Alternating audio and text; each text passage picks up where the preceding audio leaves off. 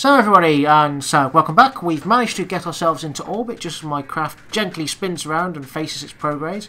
You can see the enhanced nav ball in action now. You see there's multiple points telling me which direction things are in. And yeah, have you noticed I'm not using any RCS returning this as well? Yes, I think he's cheating. He's cheating. Totally not cheating. No, he's cheating.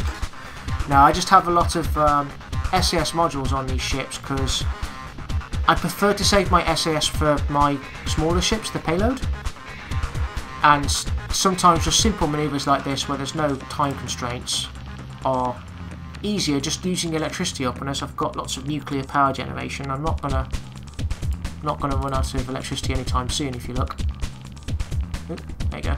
You've got to be careful with this nuclear power generators though. You're running the danger of turning your Kerbals green. Oh wait. I think they're already green. Off you go. Why? There you go. And off. Resources. RCS, I think it's a very underrated thing. I loved it. I love making little ships that just run on RCS. It's a wonderful little tool. It is. It's also quite dangerous. They are one of the more explosive modules that you can put on your ship. So if an SAS module gets hit by a projectile, instead of just breaking, it's likely to detonate and can damage other modules. Yes, and we hate big explosions, don't we? No comment? I love explosions. Right, so let's find Minmus first. I'm not too bothered about what inclination we come in onto the planet. We just need to make sure that we get it right. So let's focus back onto my ship. So set Minmus as target. Let's try and come back. There we go. Let's refocus. Okay, so we're going to add a node at this point here, and we're going to try and match with Minmus. So let's pull my inclination down and try and line them up a little bit. There's a lot of space clutter. Ooh, what's that? Is that lined up? I'd say that's pretty much lined up. It's looking good, isn't it? Yeah.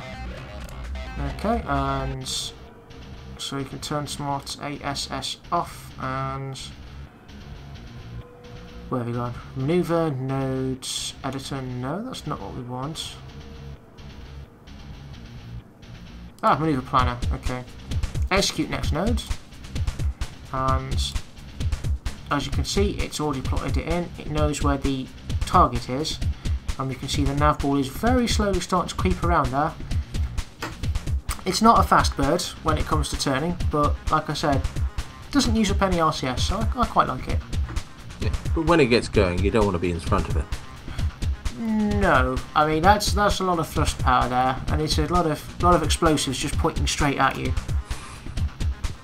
I mean, we've got our standard interceptor payloads there, although I think I need to upgrade the weaponry. I need to introduce standardized weaponry so that I can rearm easily, rather than everything having very slightly different variations. Yeah, well, I'm just actually just sitting here listening to talking, thinking, you know, if I was Kurt, if I was sat in that front vessel, I'd be thinking, you know, I've met Ferrum. He's not that smart.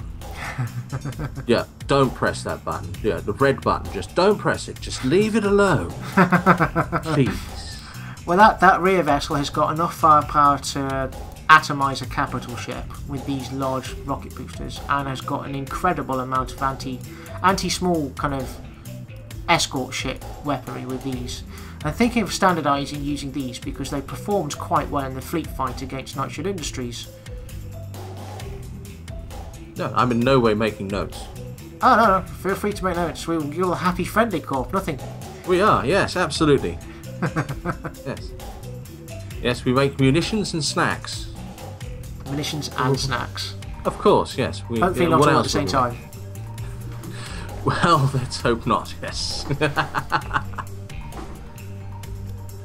Okay folks, so we're going to cut it here again because we've got our node set up and it's just going to be a long burn to Minmus, so I reckon we're going to bring you guys back in when we get to Minmus, because otherwise it's going to be a bit boring just watching this float around in circles. What do you reckon? I reckon it's going to be loads of fun. Let's watch it. In fact, let's slow it down. I've got all afternoon, haven't you?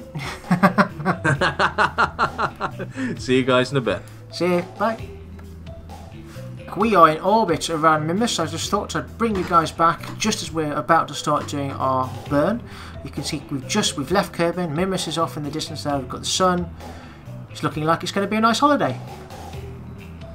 Yes, and there's plenty of beaches there as well. Yep. Just don't try to go for a wade.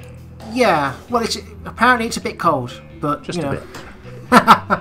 Which begs the question, Lathe, which has got water, but that's even further from the sun, where does it get its heat from? Well, actually, I can tell you that one if you want. Is it geothermal? Yes, it would be geothermal caused by gravitational forces from Joe. Aha, which implies it's got an iron core. Yes. Interesting. Quite useful resources, iron. Indeed. Let's dig a hole and get it, shall we? In an environmentally friendly way, because we at Shark Corp do nothing other. Now we're under quite severe time compression at the moment. Each second is taking about 4 seconds to go past. But as soon as we get rid of all of this stuff here and all of the caging as well, we're going to go back to being normal, I imagine. There we go, throttling up.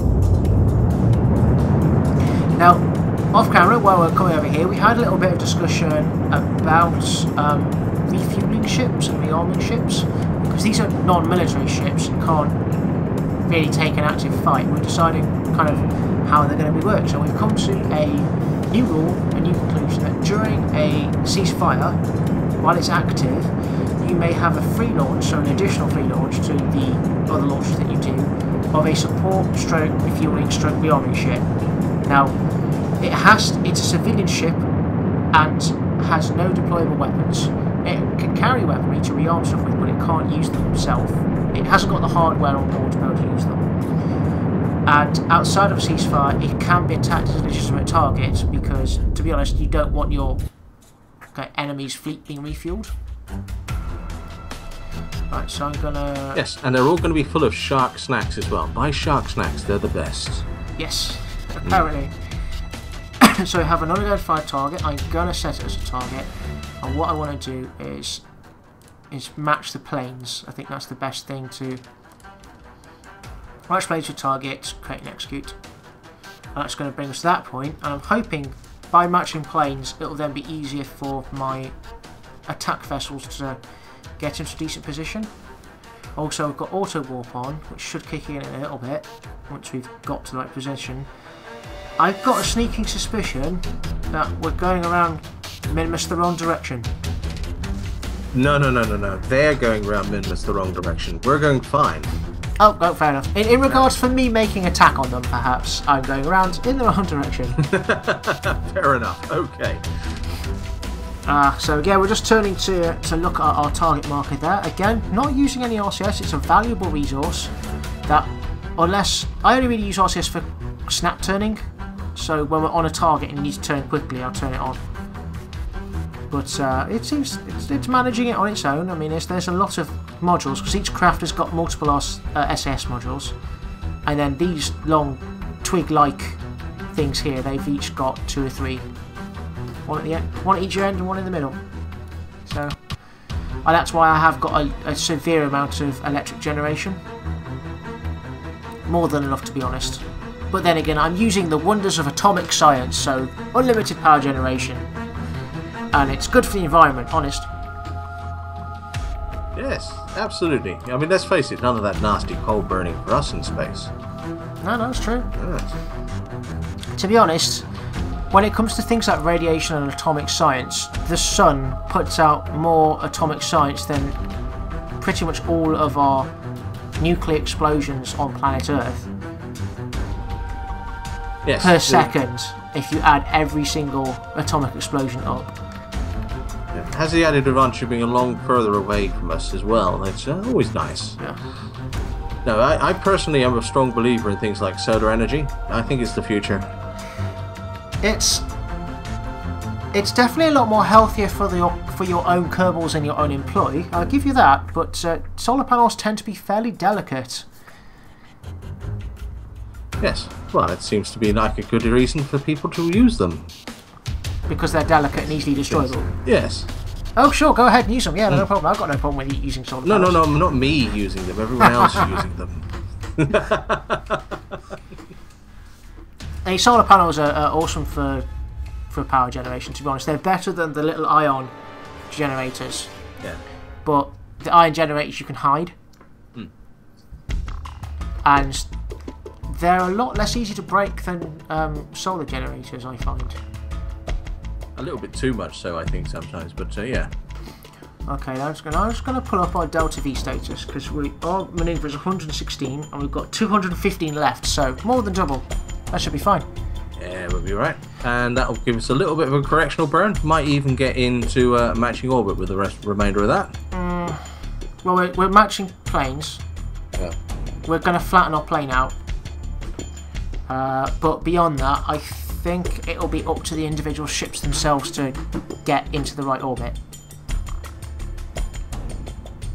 Well, here we go. I think we are about to burn. Nodes in 50-ish seconds, although we're still fast forwarding times 3, and that thing's ticking over as if it were seconds, so that's how much lag we've got. Yeah.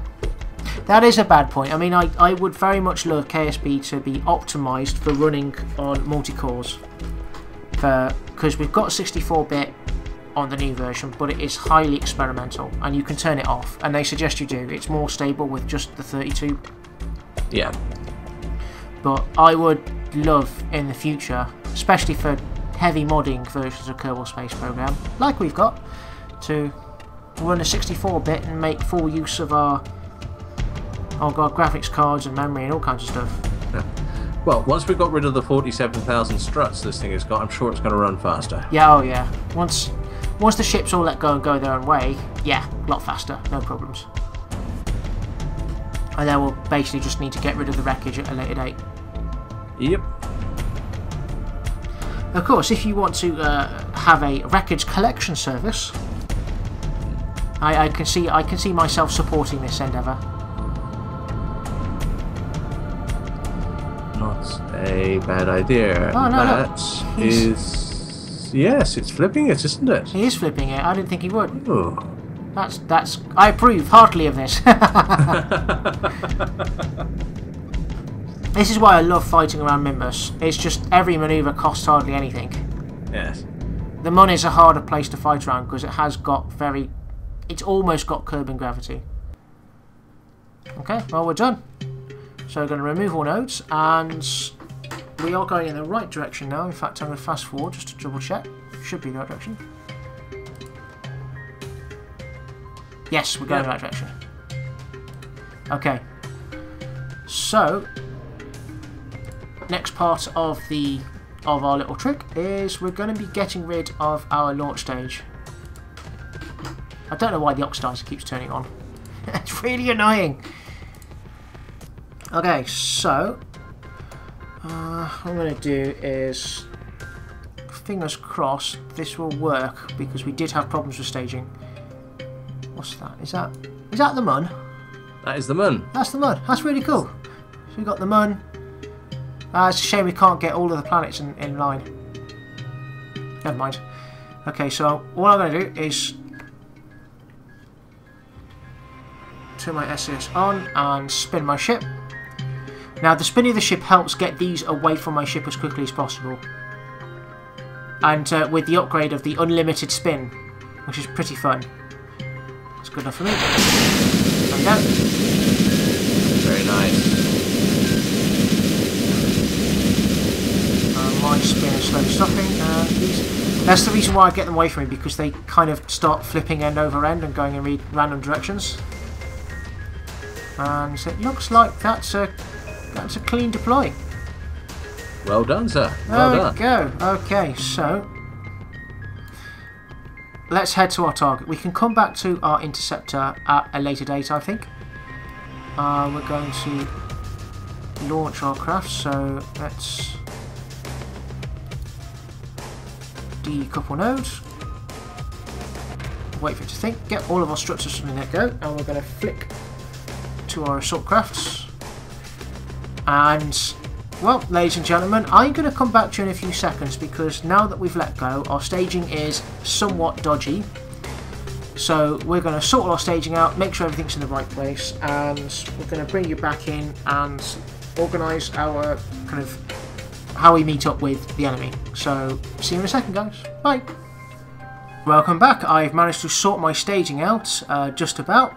As usual, Kerbal Space Program has played around with my staging now that I've let go. It's always a risk that you run when you have multi-stage ships, but hey, what the hell.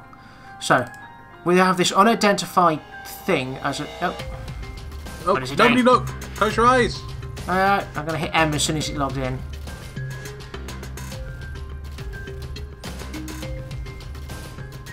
There you go. Didn't see it. Didn't see it! Right. I want to go back to my ship.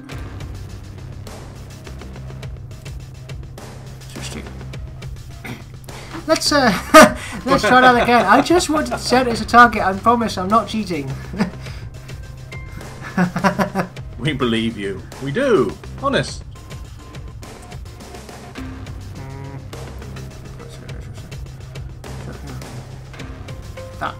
That's the other ship. Okay, that's cool.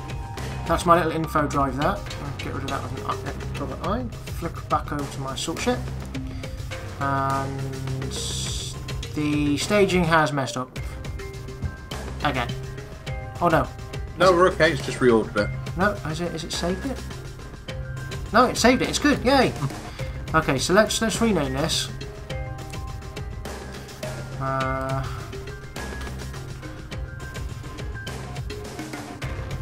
So CIP. This is the Terminator. I could give it a number, or I can give it a name. Let's call it the Liberator. Oh dear. I know what you've been watching recently.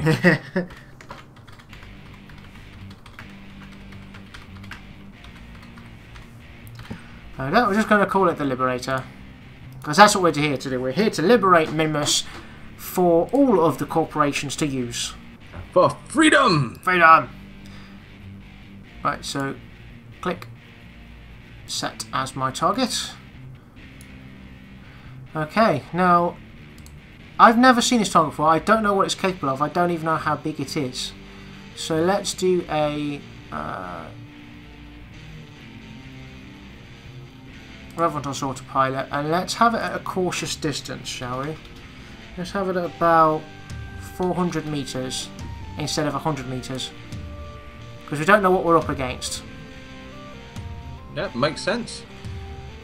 So, yeah, I don't know what I'm up against. We're not sure what that identification is. Once we get close enough, we might be able to pick up its transponder signal and be able to find out what it calls itself, at least. Now what you need to do is really, really hope that it's not a vessel whose weapons are optimized for firing at 400 meters. Yeah. I mean, generally the capital range... capital class system weapons are 400 to 200 meters, and then the escort ships are 200 to 50 meters, depending on how much velocity you want. So yeah, we're just outside the range. We can dance around going, you can't shoot me. Yeah, pretty much. We want to have a look. Okay, so we've just got it. Yep. We're just time warping forward, so it's Megjo's going to take over and bring us in. So that's what I'm going to do with you guys, because you don't really want to see me just making lots of burns. It's a bit boring, to be honest. So I'm going to let you guys come back in when we're close to our target and we can have a look at what it is. We have managed to get near to our target. Now we're at a cautious distance, just on the outskirts of the maximum range. So all I'm going to do is point at my target, and I'm going to flick to my camera. There we go, just move around. How are we doing on... I'm going to turn my monopropylene off, actually, I think, just to save it. We've got SAS inside of here, so we should be okay to stop. And I want to flick, because unfortunately the only cockpit that works well with this design is this one, and this one has no interior view at all. The guy's literally sat inside of here. That's not a window. And it's unfortunate, really. It's interstellar tin cans. So this is the nose view. So let's have a look at this guy. What have we got here? Can I just turn off F2? It's big, whatever it is, isn't it? That's significantly large. Let's have a Yes. it's looking a bit evil there with its... Yes, I don't think there's cigars it's carrying. Yes. That's quite a lot of weaponry there. It's got nose cone sensors. I wonder if it'll be our friend. That looks like a pod to me. It does. So it's manned. There's definitely somebody on it. They're not receiving our hailing calls, and it has got a docking port. Maybe they come in pairs. Yes. That's. I doubt they come in peace. Ha! Oh, okay. That's interesting. Unidentified LH385. Now we're starting to pick up stuff from our transponders, and the LHK series, by the looks of it. Now we're gonna have to defragment what that means. So we're gonna turn our computers on and we're gonna try and work out what his transponder says. But right now, I think what we need to do is fragment the spaceship. Well, let's find out what he's calling itself, because if it's... We'll see. So we're going to turn our computers on and we'll be right back with you. We've managed to get our computers working, and it's calling itself a Ghost Class Interceptor. So I'm saying that's not friendly. What do you reckon? You know, I don't think I want to invite it out for a drink. It doesn't look friendly. Let's put it that way. Okay, well... It just doesn't want a hug, does it? No. I want to get a bit closer to it. It looks pretty well armoured, so... This is the turn-off. If you fire from long range, you've got a good chance of missing, right?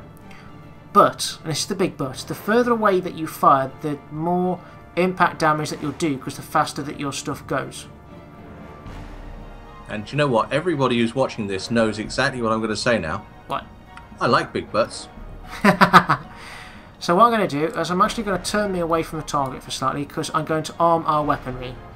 Which are these things here hold our weaponry in during launch, but we don't need them outside of launch. So let's just move it around. This will either prime the weapons or take the cockpit off. Yes. Ladies and gentlemen, place your bets now. There we go. And target plus, and that just gets them out of the way. Once it's finished moving. Yeah, it's moving pretty quickly.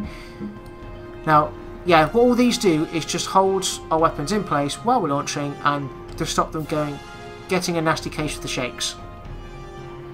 Now, you can attach decouplers to these themselves, but that has an unfortunate effect on them when they fire. It yanks them in the direction that the decoupler was, because they launch, the decoupler lets go 0.001 second after launch, but it still tugs the item towards the decoupler, and you end up with them crossing over each other at a point in front of your nose, which is useful if you want to zero. If that makes any sense. Mm-hmm. Okay, so I'm gonna wait till I'm stabilised and I'm pointing at the right target, and then we'll try firing at long range. Then we'll scooch in to see what damage you've done. Now the big question is, we don't know what its capabilities are. That's got some pretty heavy plating all over it. So, and it's calling itself an interceptor, and it pretty much matches the target of an interceptor, because, you know, lots of plating. It's designed to go out and sit on target. It's got its solar panels deployed, so we're almost pointing at him. You know what? I'm going to give it a go. I'm going to give it a shot. Go for it. So, fire. Chocks away. Oh, very pretty. Are we going to hit each other? Whoa! Whoa! What was that? Is it stuck? I think one of the little ones is stuck on it. It is. Yes, but it looks like you've taken the pod off of that. Now these are going to explode, as per usual, or not. They will detonate. Okay. That's, okay. We've taken his nose off. Now, unfortunately, I don't have enough space in here to affect a rescue stroke interrogation. Perhaps that might be something we could leave up to you? Perhaps, maybe? Possibly. I'm going to come out of this camera view. Where's the body of this thing gone? Is that it? Nope, that's one of your missiles. Oh, no, okay. Where the rest of them go? That's mine. That's yours. That's his nose cone, but where's the rest of the debris? I think you've lost it, by the looks of it.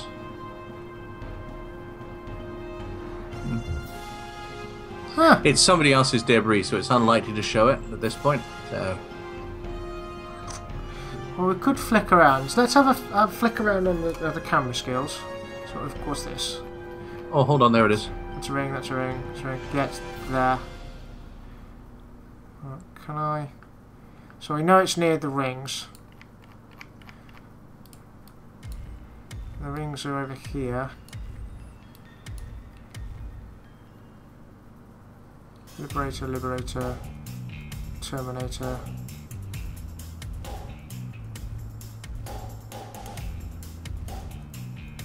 Huh. Is it one of them? No. Just want to see what's left because it might be worth taking it out. Now that's him.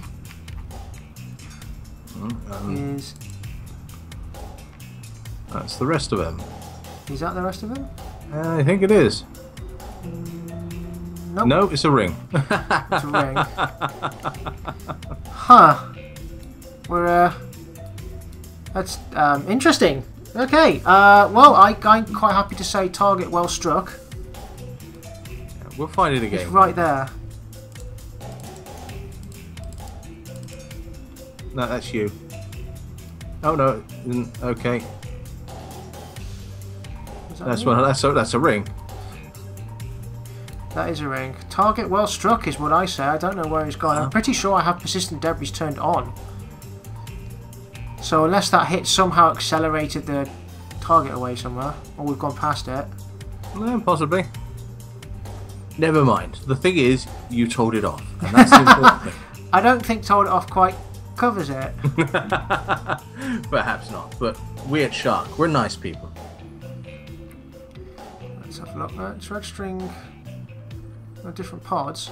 I don't believe it had. If that's the only purple, if that is the only purple bit that's left, that means that he only had one control. Yeah, looks that way. Definitely section. looks that way. So the rest of it's been is literally just debris. In fact, we can find it by going back to the. No, we're definitely within range of it. We can find it on our sensors actually. So if we go to Space Center, we've managed to scour for the wreckage that we've got of the ship, and it appears that the ship itself has, well, broken up into large sections, many of which have rained down upon Minmus. But we have got one person who's still in a capsule orbiting Minmus in a stable orbit, I believe, who is ripe for being rescued, as they've got no power generation and they've got lights currently turned on. So he's going to run out of power pretty quickly. So perhaps our friendly, happy company could rescue them. Well, it's only nice we go up there and rescue him, isn't it? And find out some information that might be useful to you. Oh yes, and that too. Yes, I was going to take him back, give him a pat on the head, and let him go. But now you've mentioned it. Well, he's an enemy combatant who technically the Geneva Convention does not apply to. Well, that would be the Geneva Convention, wouldn't it? Yeah, that would as well. Okay, right. I'm gonna go back to the Interceptor guys, and we're going to get it out of its launch cradle. And we're going to deploy some satellites, and then that's going to be the end of my go. So we'll see you in a second. So after our glorious victory on wiping out the current enemy forces around Minmus, we've just got a little bit of housekeeping left to do. So what I am going to do is decouple my launch stage. I do like the way this just splits. off. And I'm going to fast forward time just very slightly. There we go. Here's a little lesson I've learned. With the nuclear engine, it's never a great thing to do to add a decoupler to the base of a nuclear engine. Because it's so long and this shrouding that it always generates to cover the engine, with the nuclear engines, for some reason they eject with quite a lot of force and hit anything next to them and blow it up. And I've had like 2 nuclear engines next to each other just destroy each other. Yeah, I've had that problem as well in the past. Yeah. So that's so we've got 2 little unpowered satellites. So I'm going to launch one. There we go. Off he goes. Poor little chap, poor little blighter into the realms of space. And he's literally a solar panel, a communitron, energy, and a battery. Sweet and simple. Now, how many satellites have I got around Minmus? I've got a SATCOM 2, SATCOM 1, so this will be SATCOM 3. Rename the vessel. CIP. SATCOM 3. Now, here's a question for you. I've got 1 more satellite left. Would you like me, as a sign of goodwill and as a gesture of confidence between our 2 companies, to deploy it as a public satellite, not a private satellite? Well, I think that's very kind of you, and if ever I can return the favour, I will be happy to do so. Yeah, perhaps around a planet that I've not managed to reach before, maybe. I was going to put it around Minmus as well, but if you insist... Okay. What I'm going to do is I'm literally just going to fast forward time until I'm on the other side of the planet, or that little guy's gone away from me significantly enough. I'm just going to watch him zoom away there. And I'm going to drop the next one. There we go. So, that'll do. He's far enough away now. He's out of rendering range. More or less. Oh, it's 27k away. That's cool. They'll slowly drift apart. Like all children. As the stack separator also propel them in a different direction. There we go, and extend. Now, unfortunately, this also means that the Northern Coalition will be able to use this as well. If we make it public, it means that the data it sends is unencrypted. Yes, but if they do, we can listen to them. Okay, so this is SATCOM 4, whatever we set it as, so it's SATCOM 4, and I'm gonna, what was the designation? We're gonna have it as C for common use. Yeah. So it's dash C, which, no, did that not work? Come on, you know you want to. Which has the slightly unfortunate side effect of you calling it a 6 satellite, but yes, well, thank you very much for that. I didn't realise that. Let's have a look at that again. Oh yeah, here's a 6 SATCOM 4. Well, there we go. I've put a satellite in orbit around a body that, you know, and how about our agreement would be that you would, if you do reach another planet, would perhaps launch a satellite which I could use? Perhaps, maybe? I think that's only fair, and I'll be delighted to do so. Okay, so, for the meantime, I've been 4040. I've been Simon Parsons. And this has been Kerbal Space Program PvP. This has been the first round of the first Season 3, of first episode almost. I'm not sure if I'm going to be splitting this into 1 or 2 episodes, but yeah, I hope you guys have enjoyed watching. If you've got any comments or suggestions, feel free to leave them in the comments box below, and I've got all the links to everything in the comment sections as well. So I'll see you guys later, and hit that thumbs up if you've enjoyed it. If you've not enjoyed it, hit the thumbs down and let me know how I can do better. And see you later, guys. Goodbye. And it'll be my turn next. Yes, Bye. it will be. So tune in next time. I'll try and drop the links to everybody else's other YouTube channels so you can watch from their perspective too. So see you later. Bye. Bye.